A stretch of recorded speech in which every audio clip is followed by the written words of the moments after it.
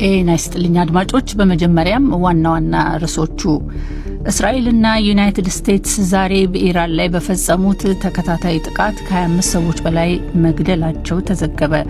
ዛሬ ቴህራን ላይ በተፈጸመው ጥቃት ከተገደሉት መካከል የኢራን ፈጥኖ ደራሽ አብዮታዊ ዘብ የስለላ ክፍል ኃላፊ ሜጀር ጀነራል ማጃድ ክዳሜ ይገኙበታል። በሌላ በኩል ዛሬ በእስራኤል ላይ ከኢራን ከሂዝቦላና ከየመን ጥቃቶች በተመሳሳይ ጊዜ ተፈጽመዋል። ኢራንና ዩናይትድ ስቴትስ ለ45 ቀናት የተኩስ አቁም እንዲያደርጉና የሆርሙዝ ሰርጥም እንዲከፈት የሚጠይቀውን ረቂቅ ምክረ ሀሳብ ኢራን እንደማትቀበለው አስታወቀች። ጦርነቱ መቆሙን የምንቀበለው እንደማንጠቃ ከሚሰጠን ዋስትና ጋር ነው ሲሉ በካይሮ የኢራን ዲፕሎማሲያዊ ተልዕኮ ኃላፊ ሞጅታባ ፌርዶስፑር ለአሶሲየትድ ፕሬስ ተናግረዋል።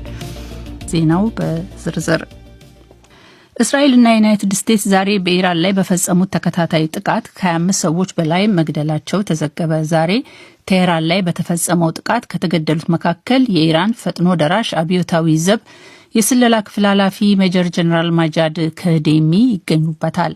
የኢራን መገናኛ ብዙኃን እንደዘገቡት ሜጀር ጀነራሉ የሞቱት እርሳቸውን ኢላማ ባደረገ የዛሬ ጥቃት ነው። ክዳሜ የተገደሉት በኢራን ዋና ከተማ ቴህራን በተካሄደ የአየር ጥቃት መሆኑን የእስራኤል ጦር ዘግየት ብሎ አረጋግጧል። ከዛሬው ጥቃት ኢላማዎች መካከል የደቡብ ፓርስ የተፈጥሮ ጋዝ ማውጫ ይገኝበታል።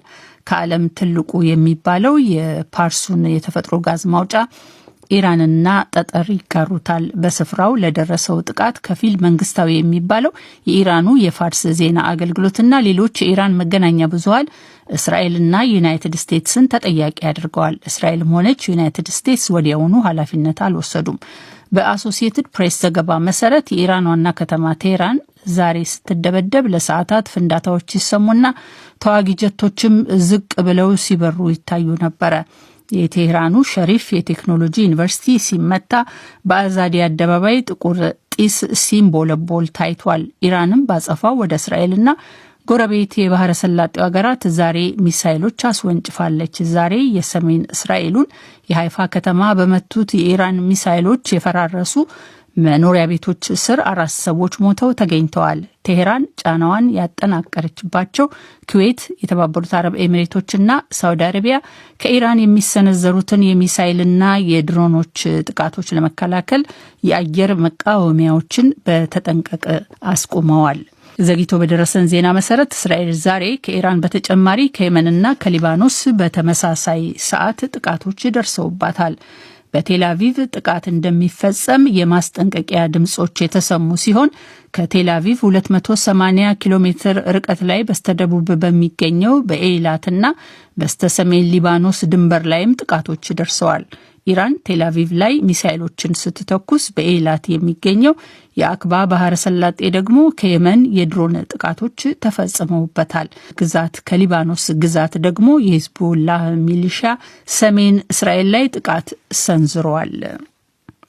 ኢራንና ዩናይትድ ስቴትስ ለ45 ቀናት የተኩስ አቁም እንዲያደርጉና የሆርሙዝ ሰርጥም እንዲከፈት የሚጠይቅ ረቂቅ ምክረ ሀሳብ እንደደረሳቸው የመካከለኛው ምስራቅ ባለስልጣናት አስታወቁ። አሶሲየትድ ፕሬስ ስማቸው እንዲጠቀስ ያልፈለጉ ያላቸውን 2 የመካከለኛው ምስራቅ ባለስልጣናትን ጠቅሶ እንደዘገበው ረቂቅ ምክረ ሀሳቡን ለሁለቱ ሀገራት ያቀረቡት የግብጽ የፓኪስታንና የቱርክ ሸምጋዮች ናቸው።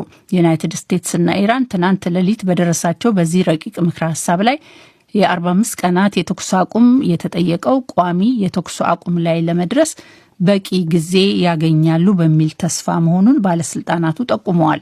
በኢራን ውጭ ጉዳይ ሚኒስቴር አባስ አራግቺና በዩናይትድ ስቴትስ የመካከለኛው ምስራቅ ልዩ ልዑክ ስቲቭ ዊትኮፍ በኩል የተላከውን ይህን ረቂቅ ኢራን እንደምትቃወም አስታውቃ ይልቁንም ጦርነቱ በዘላቂነት እንዲቆም ፍላጎቷ መሆኑን ተናግራለች። ኢራን በዋነኛው አሸማጋይዋ በፓኪስታን በኩል ይህንኑ ስትናገር ጦርነቱን መቆሙን የምንቀበለው እንደማንጠቃ ከሚሰጠን ዋስትና ጋር ነው ሲሉ በካይሮ የኢራን ዲፕሎማሲያዊ ተልዕኮ ኃላፊ ሞጅታባ ፌርዶስፑር ለአሶሲየትድ ፕሬስ ተናግረዋል።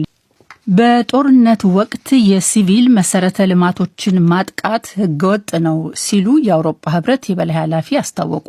የህብረቱ የመሪዎች ምክር ቤት ፕሬዝዳንት አንቶኒዮ ኮስታ ማንኛውንም የሲቪል መሰረተ ልማት ማለትም የኃይል ተቋማት የመሳሰሉትን የጥቃት ኢላማ ማድረግ ህገወጥና ተቀባይነት የሌለው ነው ሲሉ ዛሬ በማህበራዊ መገናኛ ዘዴዎች በሰጡት አስተያየት አስታውቀዋል። ይህ ሩሲያ በዩክሬን ውስጥ ለፈጸመችው ጦርነት ይሰራል፣ በሁሉም ቦታም ይሰራል ያሉት ኮስታ የኢራን ሲቪል ህዝብ የኢራን አገዛዝ ዋና ሰለባ ነው፣ እንዲሁም የወታደራዊ ዘመቻው መስፋፋትም ዋና ሰለባ ይሆናል በማለት የጥቃቱን መዘዝ ገልጸዋል።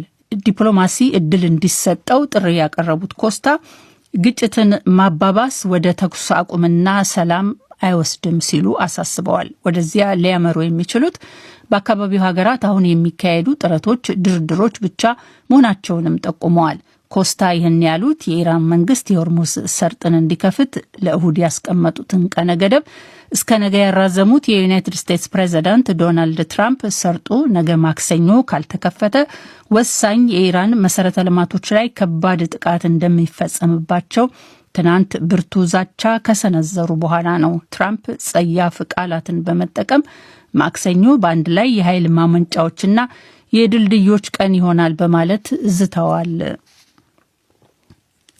በመላ ጀርመን በትንሣኤ ዋዜማ በዕለቱና በማግስቱ በተለመዱት የሰላም ማስተጋቢያ ሰልፎች ዘንድሮ በዩክሬንና በመካከለኛው ምስራቅ ጦርነቶች የተኩስ አቁም ጥሪ ቀረበ። መቀመጫውን ቦን ያደረገው የሰላም ህብረት የተባለው የሰልፉ አስተባባሪ እንዳለው ከዚህ ሌላ በ10 ሺዎች የሚቆጠሩ የሰላም ሰልፈኞቹ አውሮፓ የመካከለኛ ርቀት ተወንጫፊ ሚሳይሎች መቀመጫ መሆኗንም ተቃውመዋል። የጀርመን መንግስትም መሳሪያ ከማስታጠቅ ይልቅ ዲፕሎማሲን እንዲደግፍ ጥሪ አቅርበዋል። ወጣት ሰልፈኞች ደግሞ ጀርመን ብሔራዊ ውትድርናን ዳግም ተግባራዊ ማድረጓን ተቃውመዋል። ዛሬ በፍራንክፈርት በሃምቡርግና በኑረምበርግ ከተሞች ሌሎች ሰላማዊ ሰልፎች ይካሄዳሉ ተብሏል። በተለይ ሩር በሚባለው አካባቢ በዲስቡርግ ከተማ ለ3 ቀናት የዘለቀው ሰላማዊ ሰልፍ ዛሬ በዶርትሙንድ ይጠናቀቃል። ባለፈው ቅዳሜ በደቡባዊቷ የጀርመን ከተማ ሽቱትጋርት ወደ 3000 በበርሊን ደግሞ 1000 ሰልፈኞች መታደማቸውን ፖሊስ አስታውቋል። የህብረቱ ቃል አቀባይ በሰልፉ ላይ የሚካፈሉ ሰዎች ከዓመት ወደ ዓመት ቁጥራቸው እየጨመረ በመሄድ ላይ መሆኑን አስታውቀዋል። ይህም የሰላም ፖለቲካ ሰፊ መሰረት እንዲይዝ ፍላጎት መኖሩን ጠቋሚ ነው ብለዋል። የጀርመን ዜና አገልግሎት ዲፒኤ እንደዘገበው የሰራተኛ ማህበራት የግራ አመለካከት የሚያራምዱና ክርስቲያኖች በሚያደራጁት በዚህ ሰልፍ ላይ በተለይ በ1980ዎቹ እንደ ጎርጎሮሳውያን አቆጣጠር መጀመሪያ ላይ የተሳታፊዎች ቁጥር በመቶ ሺዎች የሚቆጠር ነበረ። ትናንት በበርሊን በተካሄደ ሌላ ሰላማዊ ሰልፍ ላይ የታደሙ ሰልፈኞች ደግሞ ዩናይትድ ስቴትስና እስራኤል በኢራን ላይ የሚያካሄዱትን የአየር ድብደባ ተቃውመዋል። በዋና ከተማይቱ ዋና ዋና የመንግስት መቀመጫ መስሪያ ቤቶች በኩል ያለፉት ሰልፈኞቹ በኢራን ላይ የሚካሄደውን ወታደራዊ ዘመቻ አውግዘው ጥቃቱንም ህገወጥ ብለዋል። ዘመቻውን ከሚቃወሙት ውስጥ አንድ ጀርመናዊ የሰልፉ ተሳታፊ በአስቸኳይ እንዲቆም ካልተደረገ ዓለማችን ወደ ጫካ ህግ መመለሷ አይቀርም ሲል ስጋቱን ተናግሯል። ዩናይትድ ስቴትስ እና እስራኤል በኢራን ላይ የሚፈጽሙት ህገወጥ ጥቃት ነው። ድርጊቱ የተባበሩት መንግስታት ድርጅትን የመተዳደሪያ ደንብ ይጥሳል። እናም በአስቸኳይ እንዲቆም መደረግ አለበት። ያለበለዚያ ከሁለተኛው የዓለም ጦርነት በኋላ በጎርጎሮሳዊ 1945 የተመሰረተውን ዓለም አቀፉን ስርዓትን መሰረት ያደረጉትን ደንቦች ይጻረራል። ዓለማችንንም ወደ ጫካ ህግ ይመልሳታል።